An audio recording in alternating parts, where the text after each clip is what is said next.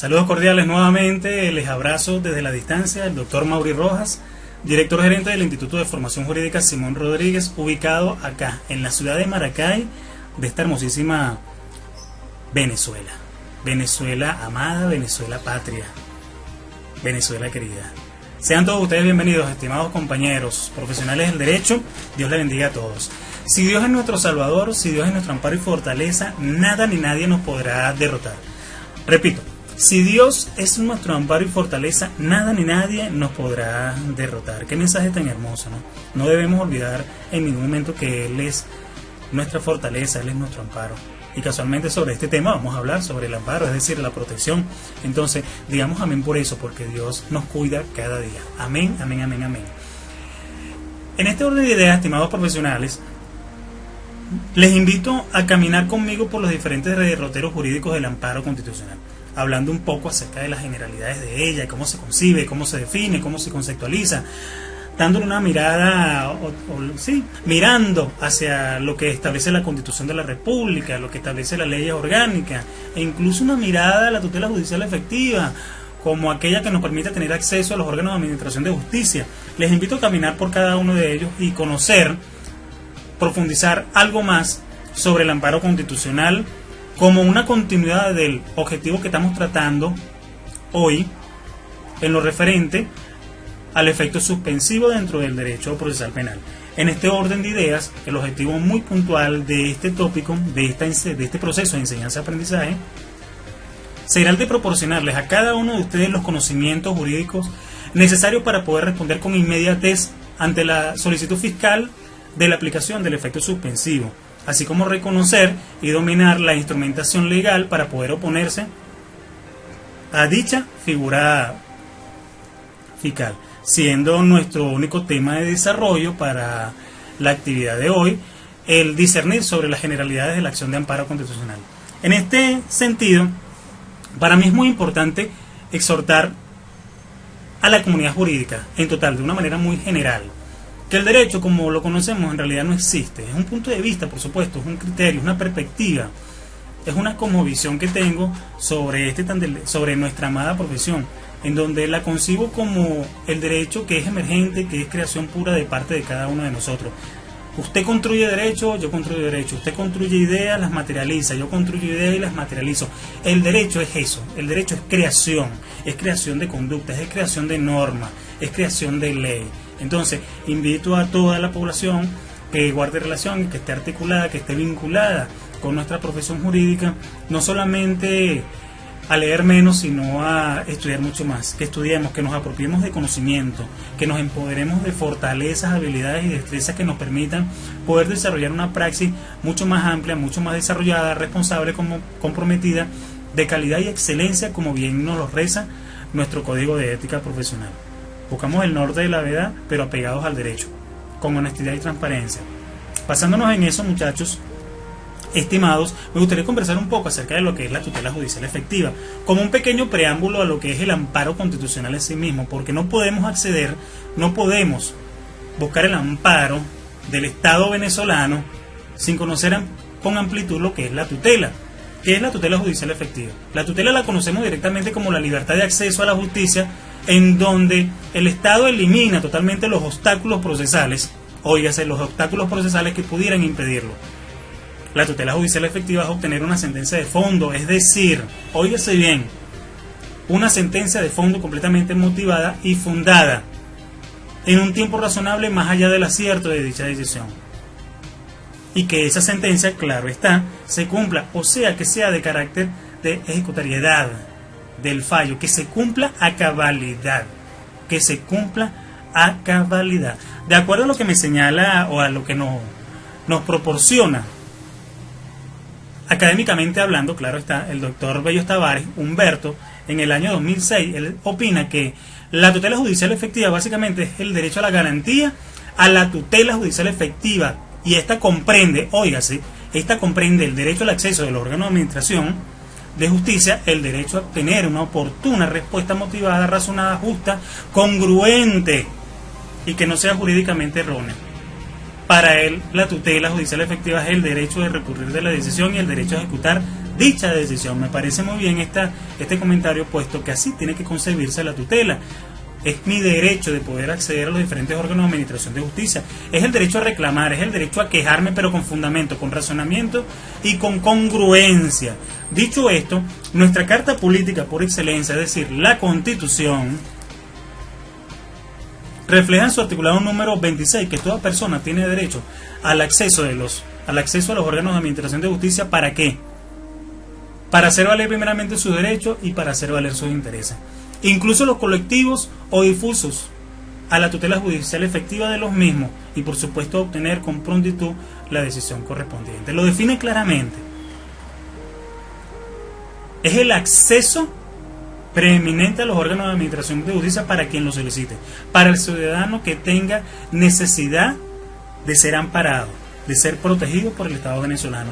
Una tutela judicial efectiva que, de acuerdo a lo que me establece la misma Constitución, tiene y goza de ciertos principios en los cuales el Estado le garantiza a usted como ciudadano, nos garantiza a nosotros como habitantes de esta república, una justicia completamente gratuita, una justicia completamente accesible, una justicia completamente imparcial, idónea, una justicia transparente y autónoma, una justicia íntegramente independiente, responsable, equitativa y expedita, sin dilaciones indebidas y sin formalismo o reposiciones.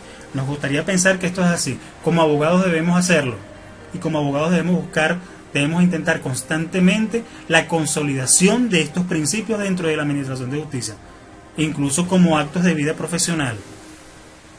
La jurisprudencia, muy puntualmente la de la Sala de Casación Penal en sentencia número 269 del 5 de abril del año 2002, refleja lo siguiente, o define, conceptualiza la tutela judicial efectiva de una manera bastante singular, y ellos afirman que lejos de consistir en el derecho, lejos de consistir en el derecho a los tribunales, de acceder a los tribunales en tiempo, forma y modo que se le antoje al ciudadano, y al margen de las diferentes pretensiones legales, la tutela judicial efectiva se trata, por el contrario, de un derecho de configuración legal, y de allí que deban observarse los requisitos establecidos en la ley para su acceso, sin que estos requisitos puedan ser tildados de formalismo no esenciales. Es un derecho que se configura de orden legal, es un derecho que se materializa a través del acceso, pero bien siguiendo y respetando ciertos parámetros, ciertos requisitos. También en sentencia de la misma Sala de Casación Penal del 20 de mayo del año 2005, con un pronunciamiento del magistrado Héctor Coronado Flores, señala que el derecho a la tutela judicial efectiva implica, entre otros los aspectos de garantía al acceso al procedimiento y a la utilización de los recursos en los tiempos y con el cumplimiento de los requisitos legalmente establecidos. No se trata únicamente de señalar que podemos acceder a los órganos de administración de justicia cuando se nos antoje. No, de mi punto de vista no. Cuando tengamos un derecho lesionado, para que el Estado, utilizando para ello los diferentes mecanismos, nos respalden, nos amparen y nos protejan. Esa es la labor, esa es la finalidad de la tutela judicial efectiva. Es por ello que hablar de la tutela judicial implica incluso conocer y abrazar a los derechos humanos, como el derecho constitucional que nosotros ya conocemos a partir del artículo número 19 constitucional. Sin embargo, el mismo estamento político nos refleja, ¿no? Reconoce expresamente el principio de progresividad, en donde la protección de los derechos humanos debe estar al frente de todo. El Estado está obligado a proteger los derechos humanos de acuerdo al principio de progresividad. No hay un derecho humano menos que otro. Todos son importantes, todos son relevantes, todos son prioritarios. Y la protección de los derechos humanos se debe dar a toda persona natural y jurídica sin discriminación alguna. Se le debe otorgar a cada persona el respeto y el goce del ejercicio irrenunciable, indivisible e independiente de esos derechos humanos. ¿Pero qué es el principio de progresividad?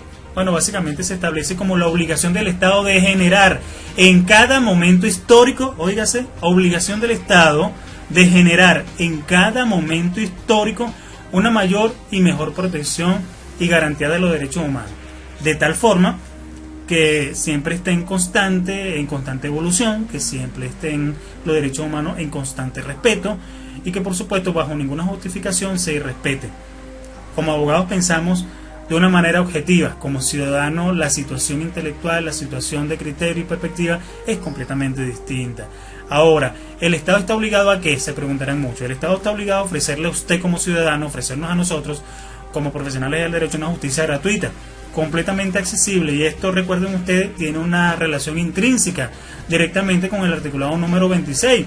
Recuerden que lo habíamos comentado sobre la tutela judicial efectiva. Bueno, esa es una justicia gratuita, accesible, imparcial, idónea, transparente, autónoma, independiente, responsable, equitativa incluso, y expedita.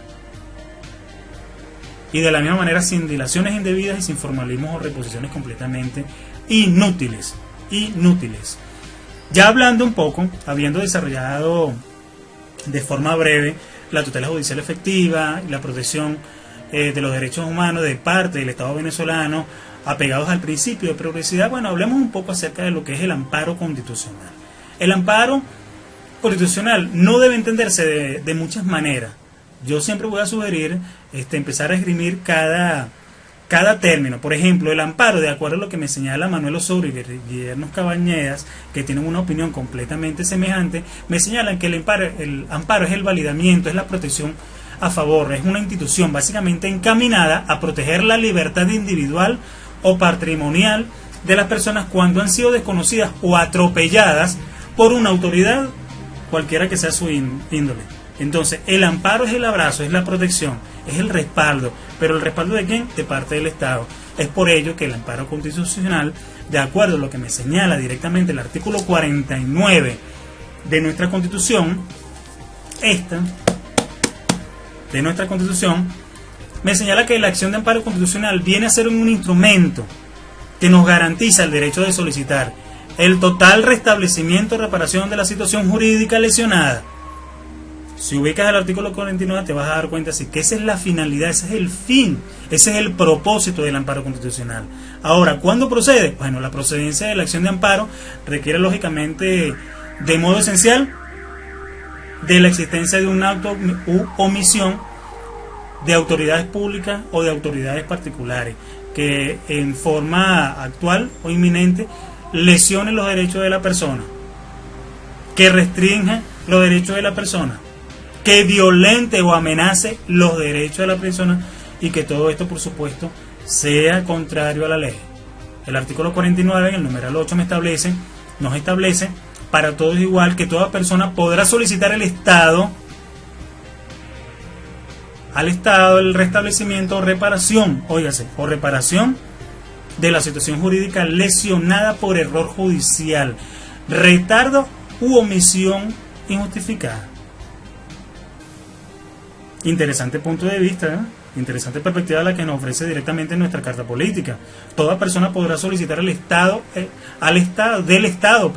el restablecimiento o reparación de la situación jurídica lesionada por error judicial, por retardo u omisión injustificada.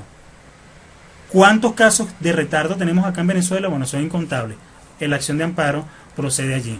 Entonces tenemos que recordar abiertamente que esta acción de amparo constitucional básicamente será un remedio para poder proteger tu derecho, para proteger los derechos de nuestros representados y que se encuentran directamente consagrados en nuestra Carta Social y que están respaldadas por las diferentes declaraciones de derechos humanos, que se encuentran en todas las legislaciones a nivel mundial.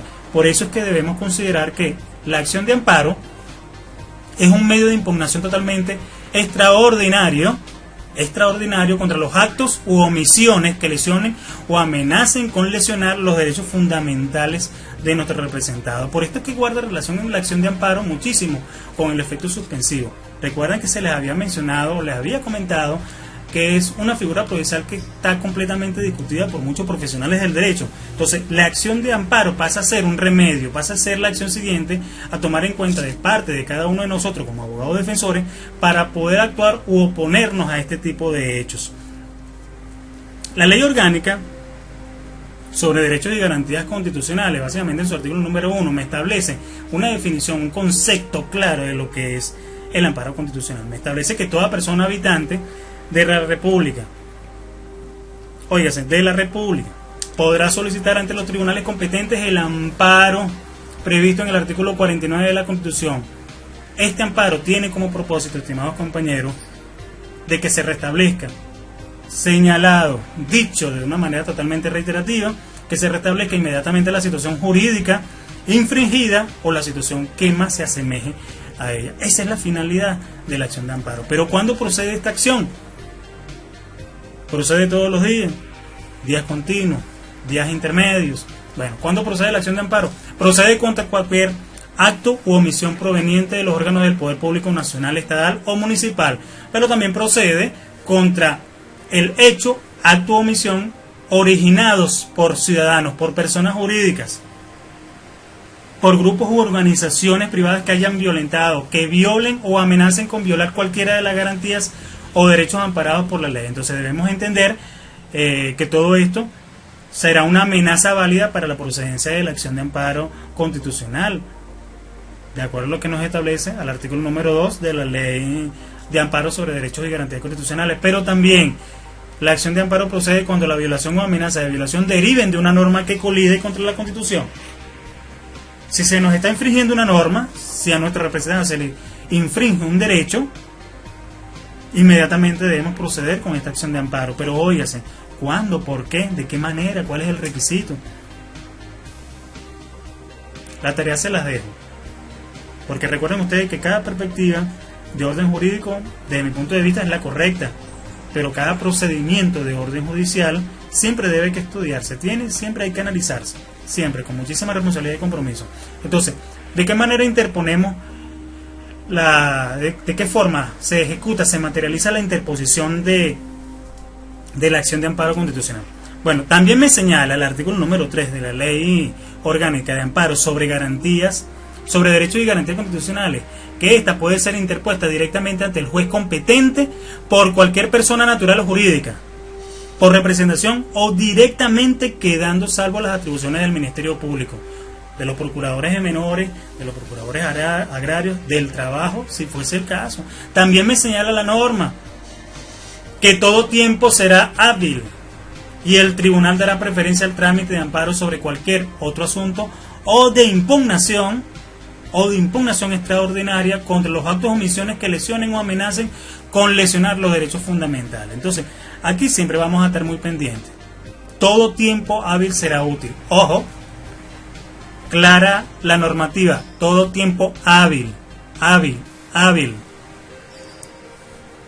El artículo 27 constitucional, muy interesante este precepto, este mandamiento, genera lo siguiente: determina que toda persona tiene derecho a ser amparada por los tribunales en el goce y el ejercicio de los derechos y garantías constitucionales, aun de aquellos inherentes a las personas que no figuren expresamente en la Constitución o en los instrumentos internacionales sobre los derechos humanos.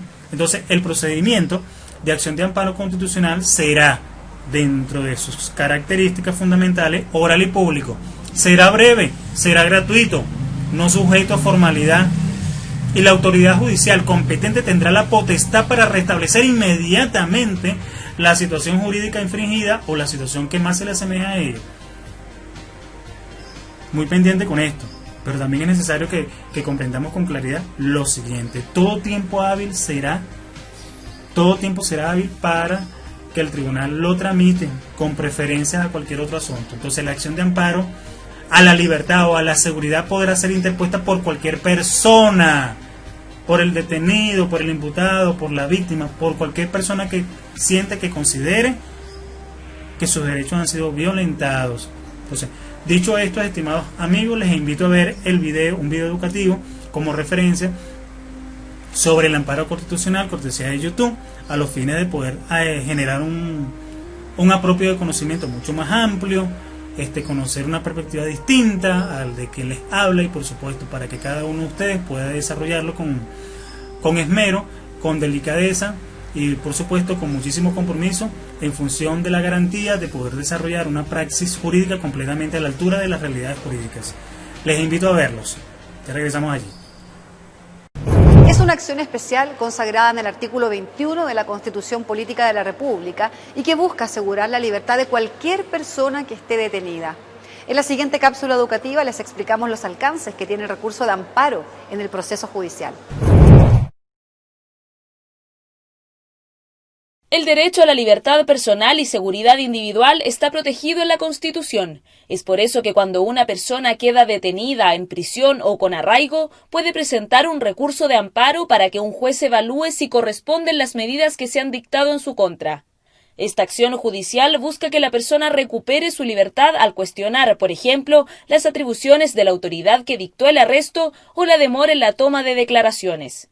Para interponer el recurso de amparo hay que presentarlo en la Corte de Apelaciones respectiva al lugar donde fue dictada la orden de arresto y no debe existir otra acción judicial previa como, por ejemplo, un recurso de protección. Según los antecedentes entregados por la persona o quien la representa, el tribunal podrá rechazar el recurso de amparo o acogerlo. En este último caso, el Ministerio Público deberá presentar una querella en contra de quien haya vulnerado el derecho del afectado, la que debe determinar responsabilidades civiles o criminales. Qué bueno, muchachos. Espero que hayan disfrutado de ese video referencial. Y bueno, para mí ha sido un grato placer poder haber compartido con cada uno de ustedes hablando de un tema tan interesante como es el efecto suspensivo. Hablamos de la tutela judicial, hablamos de los derechos humanos, hablamos del amparo constitucional y por supuesto compartiendo e intercambiando experiencias. Espero que esta información, que estos pequeños momentos hayan sido de su mayor provecho y lógicamente les exhorto a continuar siempre de la mano poderosa de este amado, poderoso Padre que tenemos allá arriba y que nos cuida siempre, que nos ampara, que nos protege. Entonces, momentos felices, en los momentos felices alabamos a Dios, en los momentos difíciles también alabamos a Dios y lo buscamos. En los momentos tranquilos adoramos a Dios, en los momentos dolorosos creemos en Dios. ¿Qué quiere decir esto, muchachos? Que en cada momento debemos dar gracias a Dios. Es por ello que a Dios le doy gracias por haberme permitido poder haber compartido este momento de felicidad académica con cada uno de ustedes, contigo. Entonces nos vemos, amigo mío. Chao, chao, chao. Que Dios te cuide, que Dios te acompañe, que Dios te proteja por siempre. Amén.